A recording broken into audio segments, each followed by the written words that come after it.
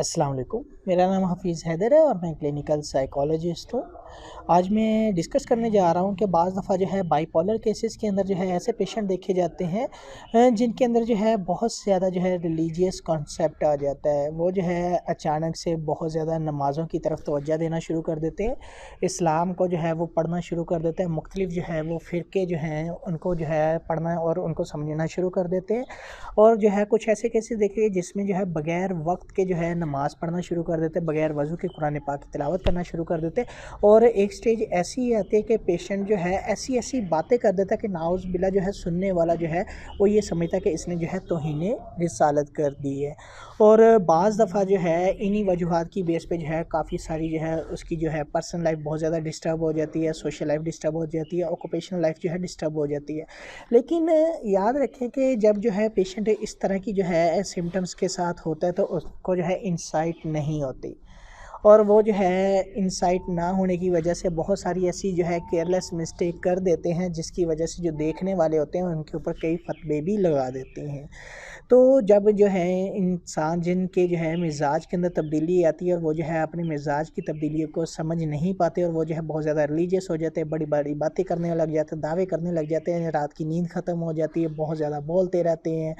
और इसके अलावा जो है उनकी जो सेक्सुअल प्लेयर एक्टिविटी है वो जो है बहुत ज़्यादा जो है हाई लेवल पर पहुंच जाती है और वो जो है बहुत ज़्यादा पैसों का खर्च करना शुरू कर देते हैं। बहुत ज़्यादा जो है वो क्या कहते हैं दीनदार बन जाते हैं और अपने आप को बड़े-बड़े उलमा और बहुत बड़े दावे करना शुरू कर देते हैं। ये जो चंद सिम्पटम्स हैं ये जो है बाइपोलर डिसऑर्डर की हैं जिसमें मिज़ाज के अंदर जो है अचानक से एक ऐसी तब्दीली आती है कि एक ऐसी एनर्जी उनको महसूस होती है कि वो जो है ये समझते हैं कि दुनिया का सबसे बड़ा ताकतवर इंसान मैं हूँ।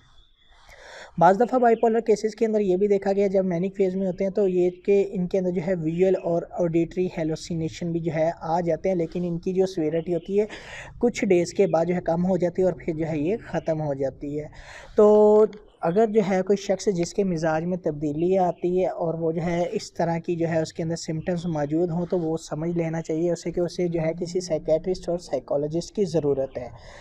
और जो लोग जो है बाइपोलर की सिम्पटम्स को फेस कर रहे हैं और जो है जिनको साइकियाट्रिस्ट या साइकोलॉजिस्ट ने जो है बाइपोलर डिसऑर्डर के अंदर डायग्नोस किया हुआ है और वो उनका जो है ट्रीटमेंट कंटिन्यू है तो वो जो है उनको अपने ट्रीटमेंट को कंटिन्यू हमेशा के लिए रखना चाहिए। और इनका जो इलाज है बज़रिए मेडिसन और बज़रिए गुफ्तगू दोनों तरह से हो सकता है। ठीक है, बहुत सारे ऐसे बाइपोलर के केसेस देखे हैं कि जो सिर्फ़ और सिर्फ जो है मेडिसिन के ऊपर बहुत ज़्यादा फोकस कर रहे होते हैं लेकिन बज़रिए बातचीत जो है वो अपना इलाज करवाना मुनासिब नहीं समझते। ये जो है ये एक बहुत बड़ा ड्रॉबैक है जिसकी वजह से जो है पेशेंट की जो है ये जो बीमारी है ये लंबे अरसे तक चलती है, क्योंकि मेडिसिन ने क्या करना होता है सिर्फ़ और सिर्फ जो है जो केमिकल्स होते हैं ब्रेन के अंदर उनको कंट्रोल करना होता है और सिर्फ जो सिम्पटम्स होती हैं उनको जो है कंट्रोल करना होता है।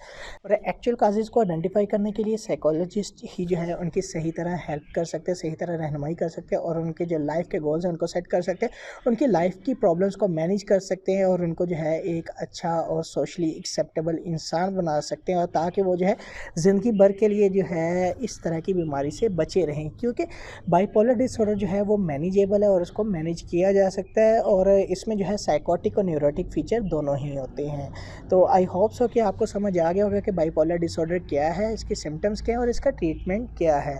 तो अगर आप लोगों का कोई भी किसी भी किस्म का क्वेश्चन है मुझे डायरेक्टली कमेंट बॉक्स में कमेंट कर सकते हैं या मेरे व्हाट्सएप नंबर के ऊपर व्हाट्सएप कर सकते हैं। तो अपना बहुत सारा ख्याल रखिएगा। इंशाल्लाह मिलते हैं एक नई वीडियो के साथ।